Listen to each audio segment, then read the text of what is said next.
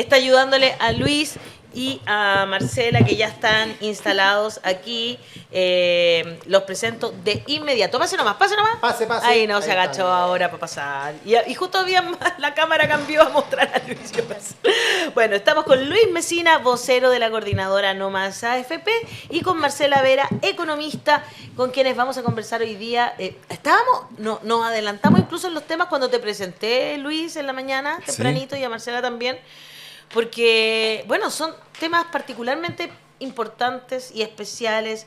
Estamos conmemorando los 50 años del golpe de Estado y por supuesto que todo esto nos hace reflexionar sobre lo que estaba diciendo Rodrigo Carmi también, lo que nos dejó y cómo nos dejó, dónde nos dejó instalados la dictadura civil-militar, ¿no es cierto? Y que no hemos podido salir de ahí estamos instalados y no hemos podido avanzar.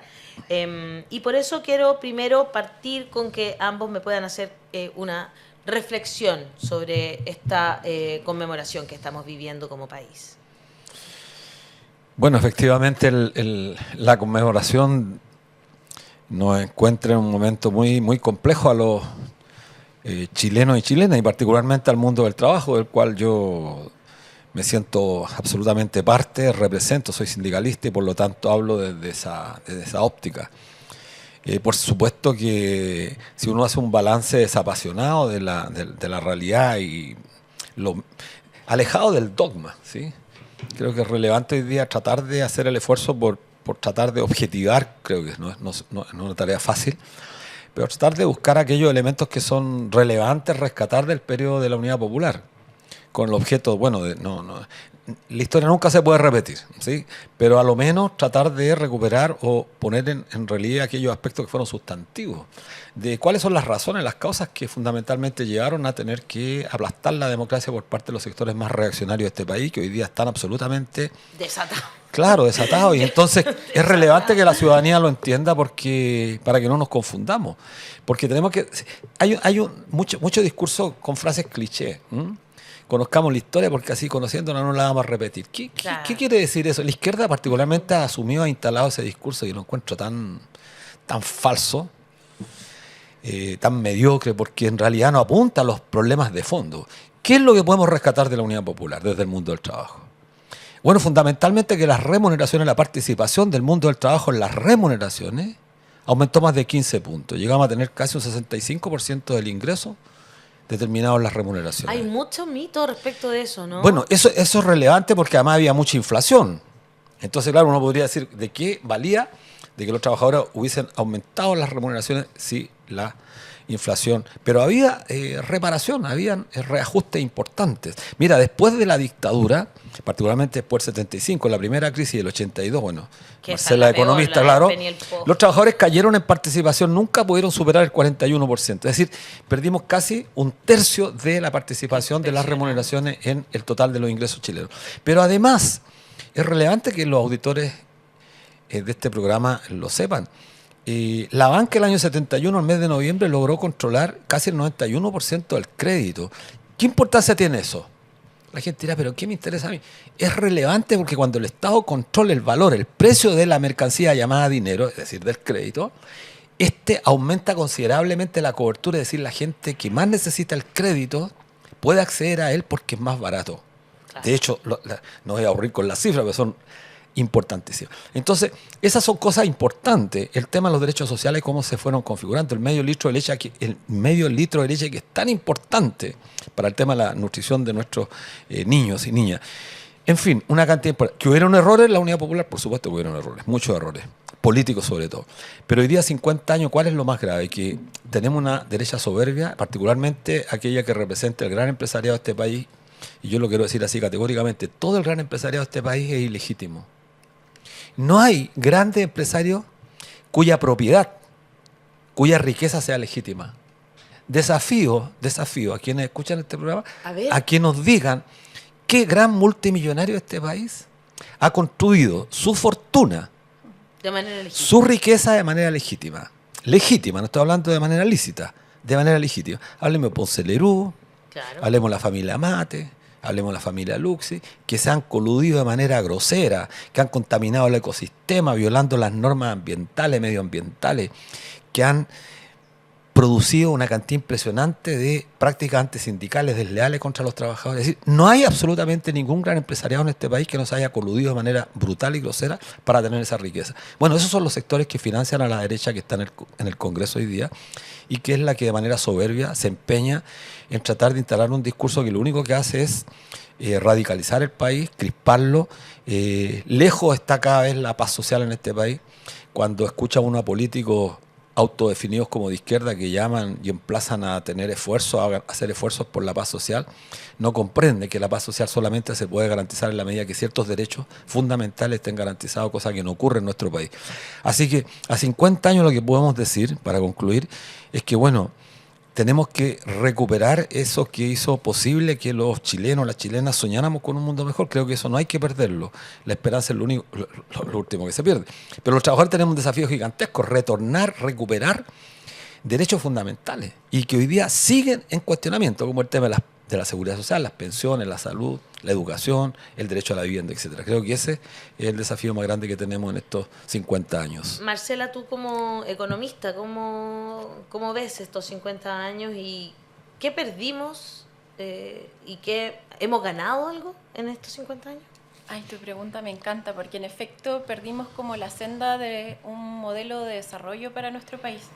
Hoy día lo que tenemos en realidad es que cada vez que la economía crece, quienes se benefician de ese crecimiento en realidad es el 1% de la población, los más ricos. Increíble.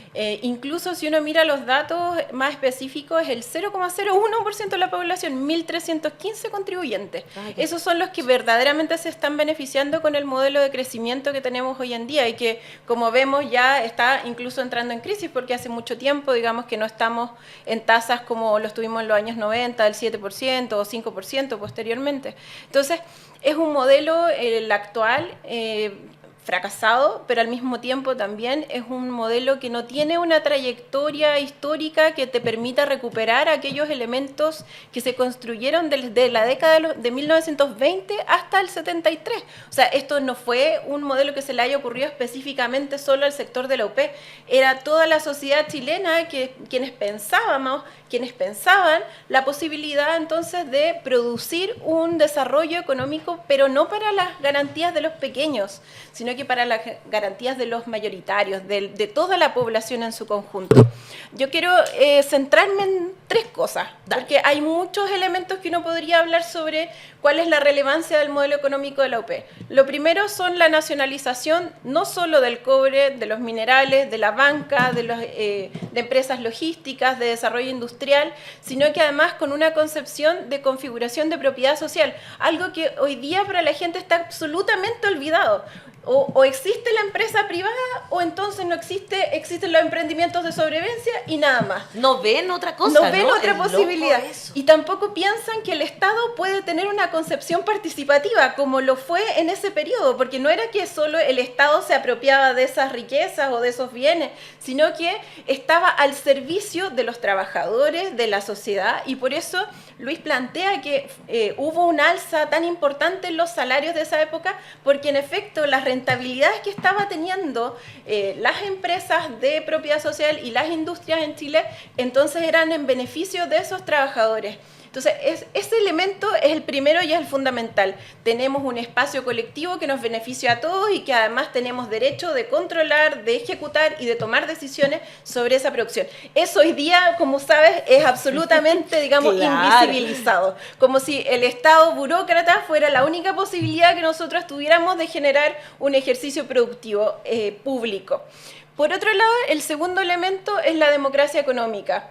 El gobierno de la Unidad Popular ejecutó la posibilidad de que las personas tomaran decisiones sobre aquellos elementos fundamentales en la economía del país.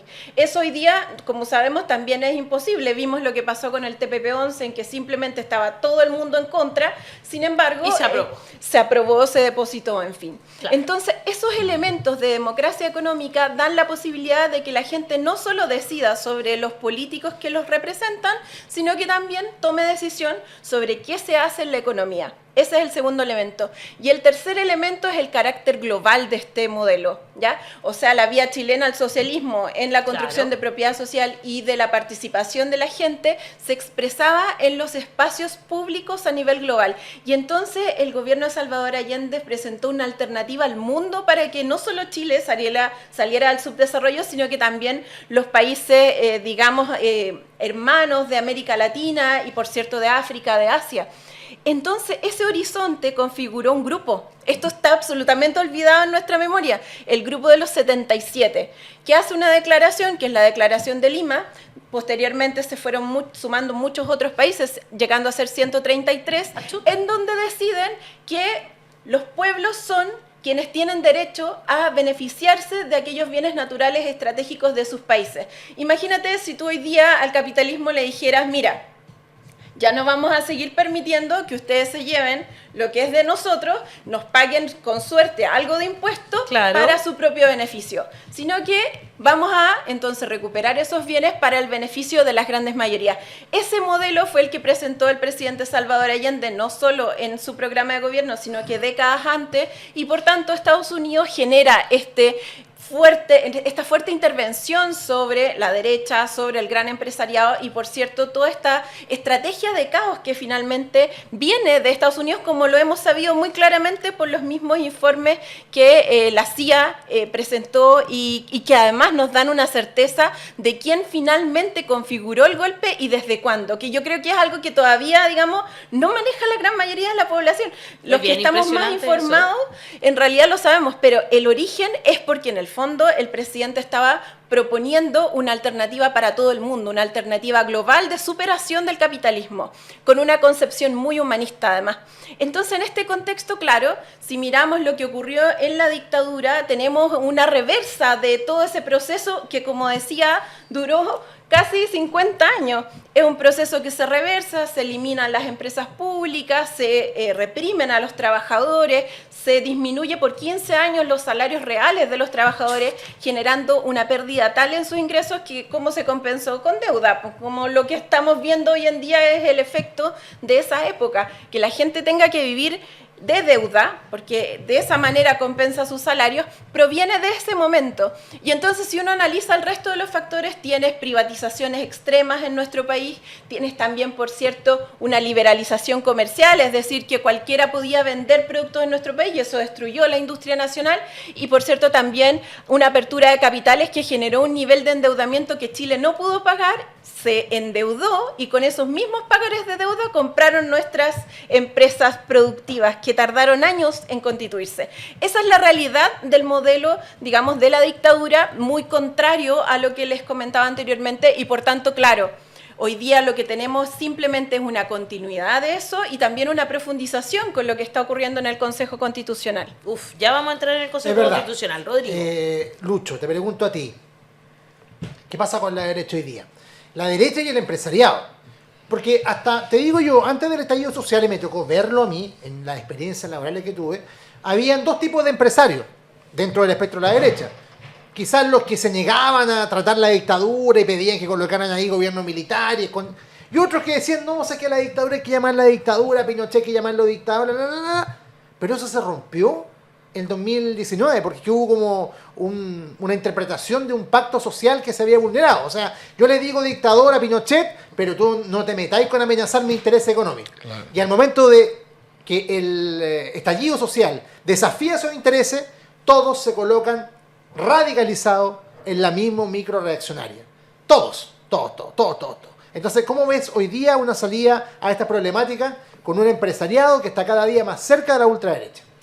Bueno, se ve absolutamente complejo y lo hemos dicho de manera reiterada, lo que está haciendo la derecha en este país, lo que está haciendo el gran empresariado particularmente. Creo que hay que distinguir el gran empresariado, el que tiene realmente el poder en este país, que está vinculado al sistema financiero, a la gran industria, a la gran empresa, que son, entre otras cosas, hay que decirlo, generalmente empresas de servicio, empresas que intermedian mucho capital fuera y dentro del país, a los grandes grupos económicos. a las 6 familias particularmente y a los 10 o 12 grupos más poderosos de este país.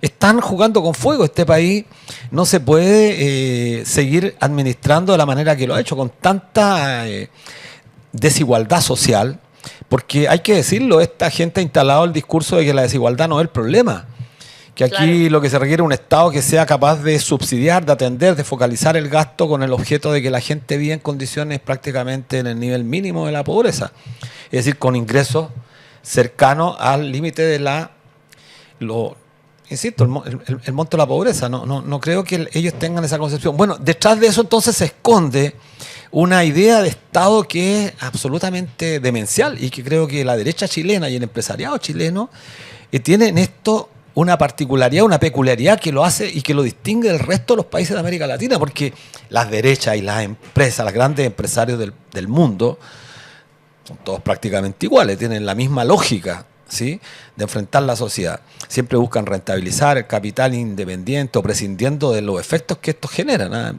Le importa bastante poco el medio ambiente, el ecosistema, el tema del calentamiento global, etc. Pero en el caso particular chileno, estamos retrocediendo en términos de conquistas civilizatorias que se habían logrado. Marcela al final de su intervención terminó señalando el tema del proceso constituyente, constitucional. Este es el fraude más grande que se le está haciendo a nuestro pueblo. Pero como bien decías tú, cuando se produjo el estallido, muchos empresarios pusieron el grito en el cielo y estuvieron dispuestos a entregar muchas cosas. De hecho, no nos olvidemos que estuvieron dispuestos, por ejemplo, a avanzar en la construcción de un seguro único de salud, un seguro colectivo de salud, porque se dieron cuenta que no tenía ningún sentido seguir manteniendo en manos privadas un sistema que lo único que hacía era justamente, finalmente, generar más gasto al Estado. Bueno, y en pensiones, si bien es cierto, no estuvieron nunca dispuestos a acabar completamente con las AFP, con la CAPI, pero sí estuvieron dispuestos a dar paso en la perspectiva de avanzar hacia un seguro social, cosa que hoy día no están en lo absoluto. Y con un gobierno como este, que ya no solamente negocia los mínimos establecidos, está peor que lo que había propuesto el propio Sebastián Piñera. Entonces, con el objetivo, este gobierno, ¿cuál es el problema? Que con el objetivo de tratar de sacar algún acuerdo, es capaz de entregar todo. Y se mostró claramente en la ley, mañosamente difundida, como fue la ley de la rebaja de la jornada laboral, que hoy día estamos viendo los efectos en el comercio, particularmente que a muchos trabajadores lo están obligando a trabajar 53, 54 horas semanales. Entonces, ¿cuál es la perspectiva? Bueno, la perspectiva es compleja. Es una palabra además que dice muchas cosas y no dice ninguna al final también. Lo cierto es que paz social, y eso creo que es lo relevante. La paz social, ¿qué significa? Que los ciudadanos de este país sienten que pueden vivir en un país donde sus aspiraciones de alguna manera van a estar garantizadas y el ordenamiento, este ordenamiento que tanto le gusta a los sectores dominantes del país, que no es más que la traducción de pacificación, es decir, sometimiento de nuestro pueblo, eso no se va a lograr. No se va a lograr en lo inmediato porque la gente tarde o temprano termina rebelándose. Y los trabajadores, las trabajadoras de este país, con el nivel salarial que tienen, con el nivel de precariedad que están cayendo, es evidente entonces que más temprano que tarde van a haber movilizaciones en este país y la derecha es la responsable, es la única responsable de lo que está pasando aquí, pero de la mano de una, comilla, izquierda que hace absolutamente todo por permitir que esta derecha soberbiamente avance sobre sus intereses y no contra los intereses de los trabajadores. A veces sentimos como que le tienen miedo a la derecha. Bueno, demasiado miedo, cobardía ya. Medios, estamos de lo más instalados ahí en el duopolio, serán ese tipo de cosas, pero esa impresión a veces da. Están preguntando mucho por el IPS y es un tema que quiero que toquemos, pero antes me gustaría, Marcela, que tú también entraras en el tema justamente del Consejo Constitucional y cómo las enmiendas que están presentando los de la derecha nos pueden llevar justamente a perder algunos de los mínimos en lo que hemos avanzado, pero nos pueden llevar incluso a perder aquello, ¿no? Ciertos derechos, ciertas cosas que se han avanzado y sobre todo a los trabajadores no les va a permitir avanzar muchísimo en el mundo del trabajo. Sí, bueno, lo primero que hay que saber es que la geopolítica del mundo está orientada a que los países desarrollados garanticen, tengan garantías para poder acceder a los bienes naturales estratégicos. es porque estos bienes se están agotando. Ya está produciendo menos la tierra, menos el mar, hay menos agua, los minerales tienen más baja ley. ¿De qué estás hablando? Entonces, todas estas cosas hacen que requieran como reconfigurar la estructura jurídica para dar certeza a que ellos van a poder seguir teniendo acceso, ¿ya? En simple. Claro. Entonces, en este contexto, todas las normas que están discutiéndose en la Convención, en el Consejo Constitucional actual, guardan relación con este tema como si fuese el corazón de la discusión. Y mucha gente se pregunta, como cuando uno dice, mire, en realidad lo están concesionando todo. Están concesionando el cobre, que por cierto ya era un mineral concesionable, pero teníamos la oportunidad de que ya no lo siguiera haciendo. Claro. El litio, que no es concesionable actualmente según la jurisprudencia, sin embargo lo están poniendo concesionable, y los bienes de uso público, que son las plazas, los bosques, las montañas, las playas. ¿Cómo es posible que un bien de uso público se concesione? Un parque. Entonces la gente dice, pero si ya están concesionadas las carreteras, y ahí uno le tiene que explicar, mire, no están concesionadas por la vía constitucional, sino que es simplemente un contrato que usted puede caducar, que usted puede modificar. En cambio, si nosotros constitucionalizamos este sistema de concesión, el Estado no va a poder modificarlo, porque además va a saltar la cláusula del TPP-11. Si tú quieres modificar alguna cuestión a nivel estatal, entonces vas a caer en multa. Estas cuestiones son bien como difíciles a veces de entender. Con las compañías de seguro de la AFP, ¿no? En el caso de las compañías de seguro de AFP, más bien, digamos, el TPP tiene como una salvedad, porque está orientado más hacia el comercio, los bienes, y no hacia el sector financiero. Tendrían que hacer como una reinterpretación, y no necesariamente, digamos, tendría que ser con una certeza de que van a ganar. Sin embargo, esto sí, porque aparece la cláusula, entonces no es una interpretación subjetiva. Entonces, en este sentido, cuando uno mira como el modelo privatizador, también ha construido un imaginario, en donde la gente dice, no, mejor que esté en manos privadas porque así se explota de mejor forma y Chile recibe empleo y recibe más ingresos. Sin embargo, cuando uno ve el caso del litio, Soquimich ya tiene en su poder hace 30 años el litio, y cuál es la industrialización que nos ha generado, cuáles son los beneficios para las comunidades, cuánto en realidad hemos rentado producto nosotros como país de esa ganancia. En realidad lo que tenemos sí es el fortalecimiento de una empresa privada, incluso con carácter transnacional ahora.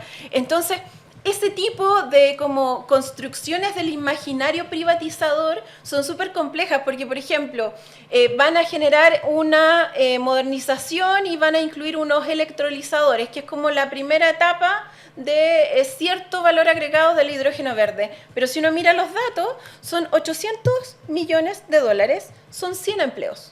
No te puedo creer. Entonces, ¿qué vamos a recibir realmente? O sea, les estamos prestando el terreno, nuestros ecosistemas, nuestros bienes, para que creen 100 empleos. O sea, se explota nuestro medio ambiente para crear 100 empleos. Entonces, este imaginario es completamente irreal cuando uno mira los datos, porque hay muchos economistas, además hay muchos, incluso influencers a nivel público, que se basan como en estas estructuras de creencia, pero no se basan en los datos y, por tanto, cometen graves errores a la hora de pensar que eso en algún momento va a ayudar a que nuestro país se desarrolle.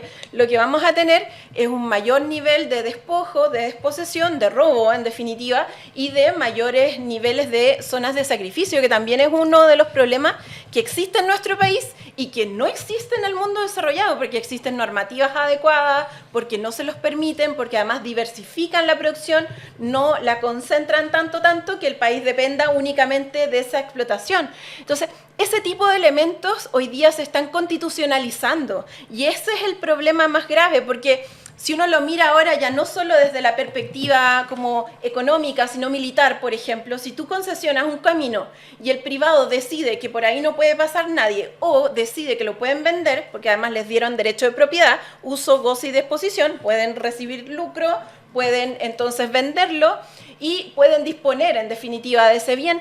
Entonces, en ese sentido, si un privado dice, no, por aquí no va a pasar nadie, entonces va a estar en su derecho constitucional y entonces vamos a tener casi islas en nuestro país. Ese es el horizonte Salgan de que mis queremos. lagos, salgan. Salgan de mi playa. Ese es el horizonte que queremos. Claro. Obviamente no. Yo diría que en términos militares es absolutamente contrario a cualquier concepción de soberanía nacional que podamos tener, siquiera como en un sentido ahí sí republicano, patriota, no digamos en términos discursivos, sino que real. patriota, claro. Sí. Reina Madre dice, muy bien, señor Messina, buen punto. En dictadura la banca entregó créditos a manos llenas al empresariado a cambio de haber apoyado el golpe. Esos créditos nunca se devolvieron y los pagó el Estado. Gloria Galvez dice, esperemos que no sea solo un cambio de nombre, o sea, un maquillaje como el cambio del Sename por mejor niñez, pero estructuralmente sigue siendo lo mismo. Me imagino que se refiere a las AFP. Denise F. dice, algunas personas pueden volver al sistema antiguo. Recuerdo que son los que tuvieron cotizaciones por mínimo un año aproximadamente en el sistema antiguo y hay que nivelar poniendo dinero porque las cotizaciones eran mayores. Bruno Leiva dice, todos al IPS, chao estafadoras AFP. Y Doris de Vera dice, ouch, dolió, señor Messina, una izquierda que sigue paralizada. Es verdad. Luis, ¿qué es esto del IPS? Si se pueden cambiar o no, ¿quiénes se pueden cambiar? Está mucha gente preguntando. Ok, bueno, sí, solamente antes de entrar en el tema, me parece relevante que la gente pueda acceder a una declaración que sacó la Comisión Chilena de Derechos Humanos el 7 de junio. Y tiene que ver con este proceso constituyente. Antes de que el Consejo que está funcionando entrara a debatir el proyecto presentado por la comisión experta, ya había un cuestionamiento fundamental. Claro. Entonces, lo que salga, lo que emane a juicio nuestro, yo represento un sector, por supuesto, independiente de lo que salga por parte de los republicanos, creo que la decisión de cuestionar esta presentación, creo que es el camino más correcto. Porque Claro. lo contrario, lo que va a Porque al ocurrir final es capaz que digan, hoy no, quedémonos con el de los expertos. No, yo creo va que a parecer que están cediendo porque son tan buenos. Sí, es lamentable porque estamos los ciudadanos chilenos interpelados frente a un falso dilema. ¿Cuál es el falso dilema? Que nos van a decir, mire, si no aprobamos este texto constitucional nos quedamos con la Constitución de Pinochet. ¿Sí? Ese va a ser el texto. Total. Ese va a ser, Total. pero espera, eso va a ser la interpelación de los sectores oficialistas, no de los sectores de oposición. No. Lo que es grave, porque en realidad lo que va a ocurrir es que si se aprueba este texto, vamos a quedar con una constitución pinochetista mucho más reforzada, donde el carácter subsidiario del Estado va a quedar absolutamente consagrado como tal. Y esta idea de que el otorgamiento por parte del Estado de ciertos derechos fundamentales a través de instituciones privadas va a quedar consagrado en la constitución política. Es decir, va a ser mucho más complejo el poder intentar acabar con eso. Te van a decir, no, pero si está en la constitución, como bien decía Marcela. Entonces podríamos estar 50, 100 años más tratando de echar abajo ese tremendo monstruo. Es mucho mejor, y esto lo digo así responsablemente, que con el actual marco constitucional, que es absolutamente reprobable, intentemos mantener vigente el proceso constituyente. Creo que quizás no va a ser este año ni el próximo, pero va a depender mucho de la capacidad que tengamos los ciudadanos chilenos de construir una nueva fuerza. Ahora voy al tema de la pregunta concreta que tú haces. Nosotros hace un par de semanas atrás, y este viernes pasado con Marcela, con Manuel Riesco, con Daniel Jadwe, se han sumado muchos concejales y esperamos que se sumen varios alcaldes y dirigentes sindicales, por supuesto. Levantamos el planteamiento de un proyecto de ley sumamente sencillo, que es que nos vayamos todos al IPS. Hay que despejar este tema que preguntaba uno de los auditores respecto de que para poder retornar al IPS hay que tener Habría que contribución en el antiguo hecho, sistema. Es decir, o sea, que serían súper pocas, o sea, muy pocas personas, muy porque pocas. tendrías que haber estado trabajando Claro. con contrato antes del 1 de mayo del año 81, cosa que es muy difícil. No se trata de eso, se trata de, aprovechando justamente esta fraseología mentirosa que han instalado particularmente Bernardo Fontaine, la libertad de elegir, bueno, que los trabajadores chilenos, las chilenas, puedan elegir retornar al IPS, un organismo público, de forma tal que de manera inmediata el monto de las pensiones que se paguen sean superiores a las que actualmente se obtienen con el actual sistema privado de pensiones, porque se opera sobre la base de un sistema solidario. Entonces nosotros tendríamos que tomar la decisión de transferir nuestro ahorro, que es nuestro, a propósito de la plata con mi plata no. Claro. Bueno, esa plata es tuya y por lo tanto tú puedes decidir irte con tu plata a un órgano público que es el IPS, que es mucho más eficiente, tiene cobertura nacional y que permitiría, sobre la base de la solidaridad, pagar pensiones que son mucho más altas de las que se pagan actualmente.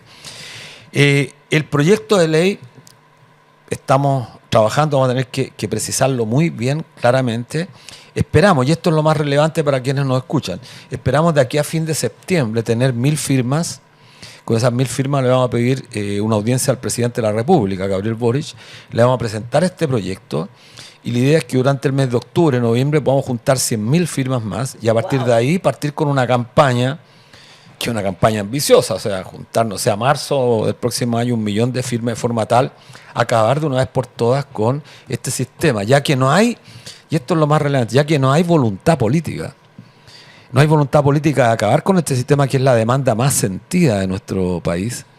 Bueno, que sea la propia gente. O sea, ahora tenemos que invertir las cosas. No esperar que desde arriba, desde el poder constituido, claro, porque ya no hay que creerle prácticamente a ningún diputado, a ninguna diputada. Mira, esto quiero decirlo responsablemente también. Todos te venden la pomada. Bueno, hay excepciones, creo que siempre es bueno decirlo, hay excepciones. Pero casi todos te venden la pomada. Entonces, mira, los diputados en general, están preocupados de la reelección. Ven su billetera y se dan cuenta que es tan bueno el negocio ser diputado porque no hacen nada. Reciben una cantidad de recursos que son, yo diría, obscenos. Entonces están preocupados, están invirtiendo, preocupados de cuánto va a ser su patrimonio. Entonces, ya lo hemos dicho, un diputado gana en un periodo lo que un trabajador común y corriente gana en 40 años. Entonces hay razones más que suficientes para no tener confianza en ellos. Entonces lo que tenemos que hacer es dar vuelta a las cosas. Que la gente, la ciudadanía sea la que se empodere y firme una cosa tan sencilla, una campaña fuerte, pero que sea muy fuerte. ¿Por qué?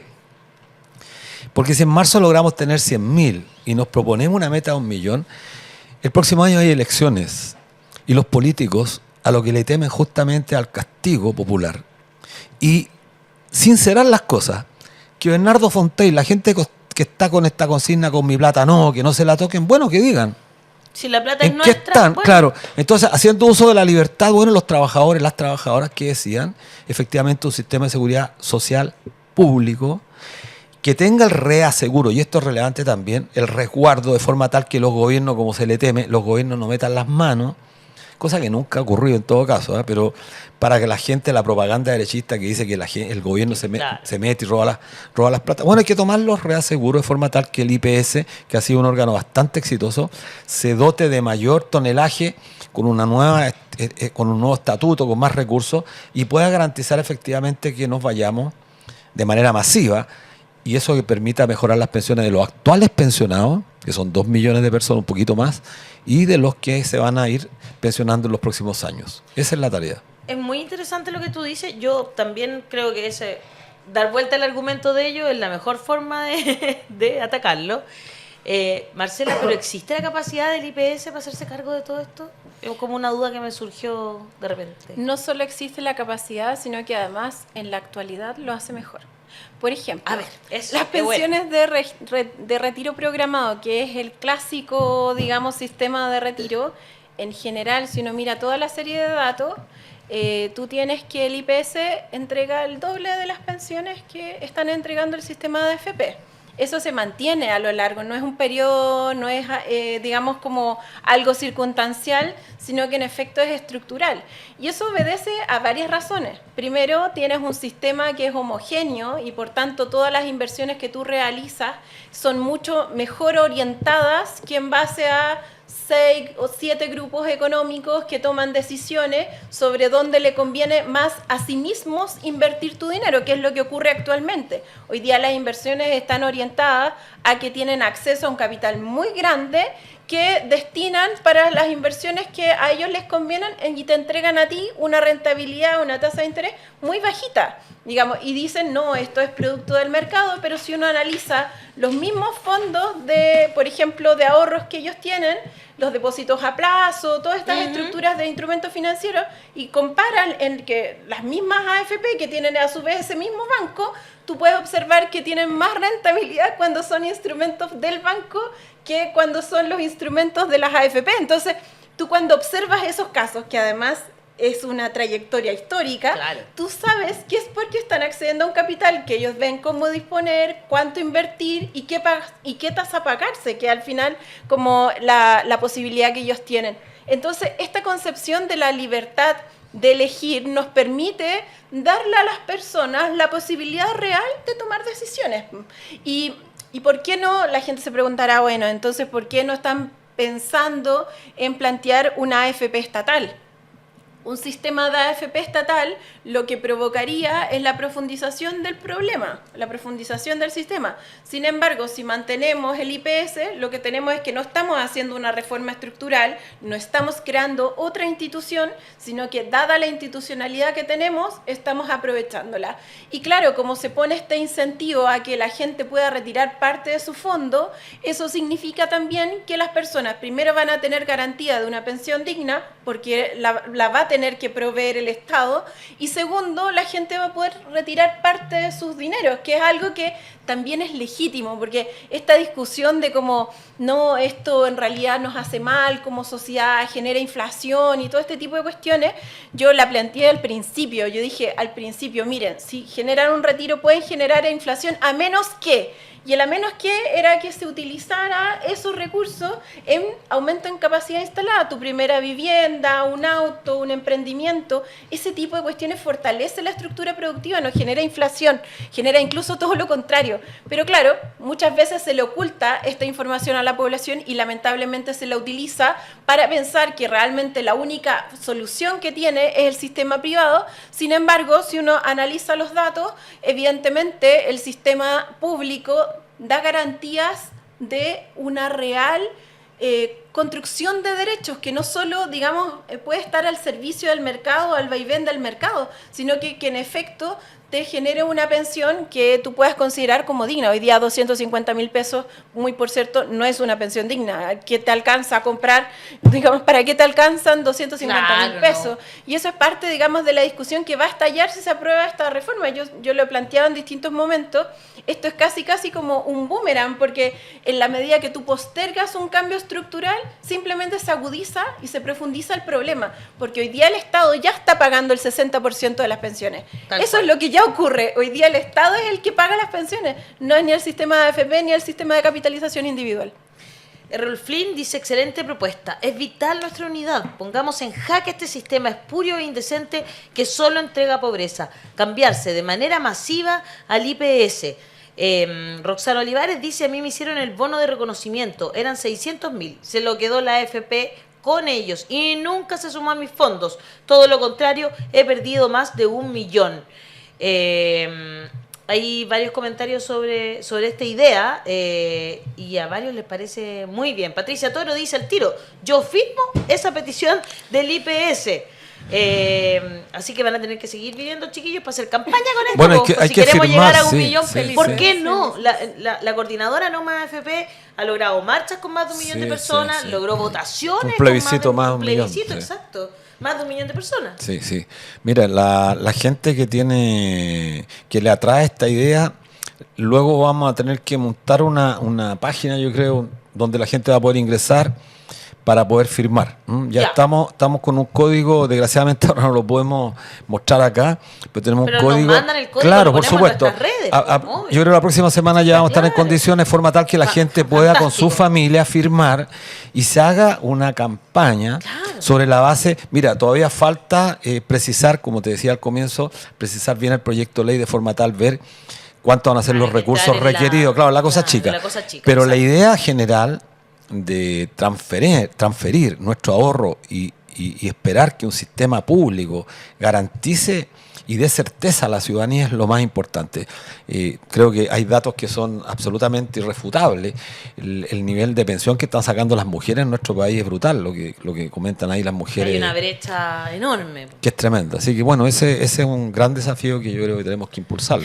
Desde el Switch dicen todo el apoyo desde la voz de los que sobran. Los cabros también están ahí.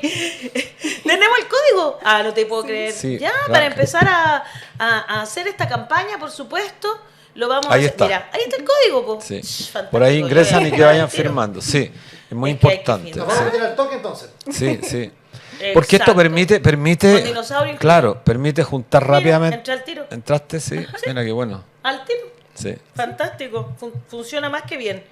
Bueno, y esperamos también que los alcaldes, los gobiernos locales, porque ya tenemos algunos alcaldes, los concejales de todo el país, firmen también.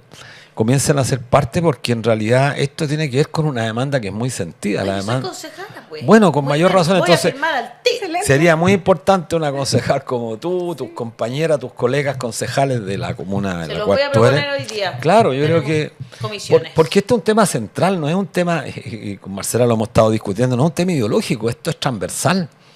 Incluso es tremendamente egoísta si algún partido político pretende comenzar a cuestionar esta estrategia, porque al fin de cuentas lo único que va a develar que lo que está haciendo es torpedear una iniciativa que lo único que busca es justamente acabar con este sistema de despojo que ha significado la AFP por 42 años y donde no se ven alternativas. Claro, tal cual. Y además fortalecer el sistema público, que es Eso parte es del problema, fundamental. ¿verdad? Porque no solo generas, digamos, Hay muchas personas que quieren estar en un fortalecimiento en el sistema más IPS, solidario. sino que además al traspasar los fondos al IPS, lo que tú haces en realidad es mejorar incluso las finanzas públicas. Claro, pues. Disminuyes el déficit público, disminuyes la deuda pública. Y el gasto público, Y eso claro. es tremendamente importante, porque si no, lo que vamos a tener es que nuestro riesgo país se va a seguir disparando. Ya tenemos una deuda pública proyectada en 38,1%, muy lejos de los indicadores del 5% que teníamos hace solo 20 años.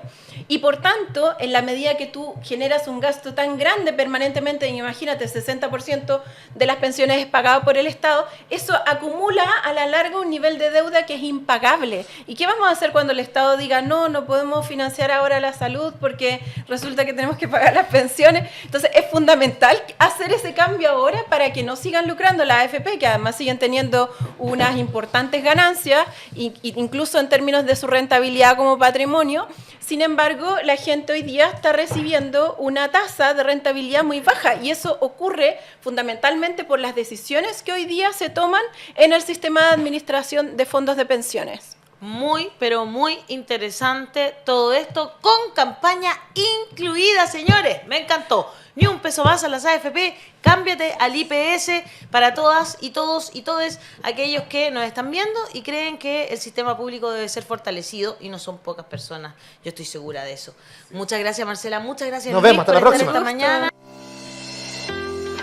Hola, ¿sabías tú que tu empleador tiene la obligación de proteger tu salud, tu vida e incluso la higiene en la empresa? Y que si ese empleador, por ejemplo, te acosa laboralmente, o no te paga tu sueldo en la fecha que corresponda, o no paga las imposiciones previsionales, ¿puedes demandarlo? Sí, con un autodespido que está consagrado en el artículo 171 del Código del Trabajo. Y el juez lo obligará a pagar las indemnizaciones por años de servicio y la indemnización sustitutiva del aviso previo. Puedes consultarnos en el WhatsApp más 569 870 4821. La consulta tiene un costo de 30.000 pesos. Stingway Asociados, te estamos esperando.